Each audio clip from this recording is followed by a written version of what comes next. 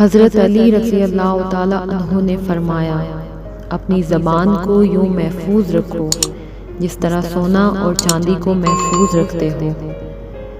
Tension, بے چینی اور ڈپریشن تب ہی ہوتے ہیں جب ہم دوسروں کو خوش کرنے میں زندگی گزار رہے ہوتے ہیں۔ مشکل وقت دنیا کا ایسا جادوگر ہے جو ایک پل میں آپ کی چاہت کے دعویداروں کا چہرہ بے نقاب کر دیتا ہے۔ ہمیں ڈھانپ کر وہی رکھنا چاہتا ہے جس کے لیے ہم قیمتی ہوتے ہیں، پھر چاہے وہ ہمارا رب ہو یا کوئی انسان۔ اگر آپ کو ہمیشہ سچ کہنے کی عادت پڑ گئی ہے تو پھر تنہا چلنے کا حوصلہ بھی رکھیں۔ اپنے رب سے دوستی کر لو، یہی وہ ذات ہے جو آپ کو کبھی تنہا نہیں چھوڑتی۔ اگر تمہارے اندر اللہ کو راضی کرنے کی تڑپ پیدا ہو گئی ہے تو جسم سے روح نکلتے وقت درد کی شدت سے تڑپنا نہیں پڑے گا۔ جس لمحہ اپنے آپ کو اہمیت دینا شروع کریں گے، یہ دنیا بھی آپ کو اہمیت دینا شروع کر دے گی۔ غم مت کریں، جو چیز آپ سے چھن گئی ہے وہ کسی اور شکل میں آپ کو ضرور ملے گی۔ اچھے لوگوں کا تمہاری زندگی میں آنا اور تمہاری قسمت ہوتی ہے، اور انہیں سنبھال کر رکھنا تمہارا ہنر۔ جن کو خاموشیاں بھا جائیں نا، وہ پھر بولا نہیں کرتے۔ کبھی ایسا بھی ہوتا ہے الفاظ سے کہیں زیادہ دوسرے انسان کی خاموشی تکلیف دیتی ہے۔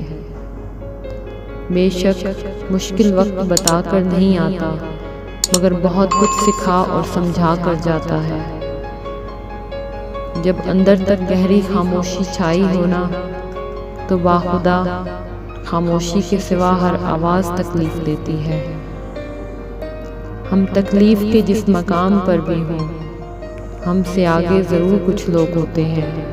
انہیں دیکھ کر ہمیں شکر کی لاٹھی تھام لینی چاہیے تاکہ راستہ سہولت سے کٹ سکے۔ دکھ انسان کو یا تو ریت کی طرح ڈھا دیتا ہے یا پھر چٹان کی طرح مضبوط بنا دیتا ہے۔ زندگی اس طرح بسر کرو کہ دیکھنے والے تمہارے درد پر افسوس کے بجائے تمہارے صبر پر رشک کریں۔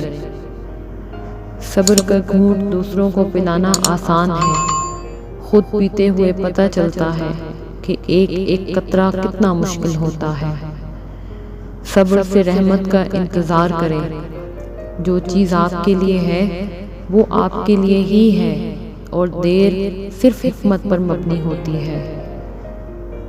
امید اب بھی باقی ہے سحر ہونے کی، ذرا حوصلہ رکھو، منزل مل ہی جائے گی۔ اللہ پاک پر آپ کا یقین ہی آپ کو آپ کی منزل تک لے جاتا ہے۔ کسی بھی چیز کے ختم ہو جانے سے زندگی ختم نہیں ہوتی۔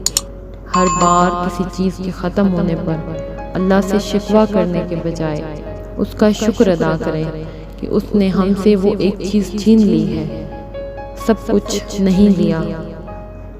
حضرت علی سے کسی نے پوچھا، میں بہت کوشش کرتا ہوں کہ صبح کی نماز پڑھوں، مگر کیا کروں، اٹھا نہیں جاتا۔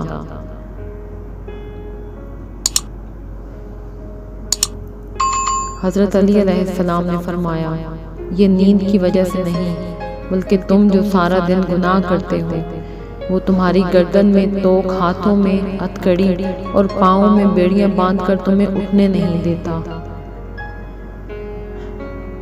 برائی کا بیج بونے والا بھلائی کی فصل نہیں کاٹ سکتا۔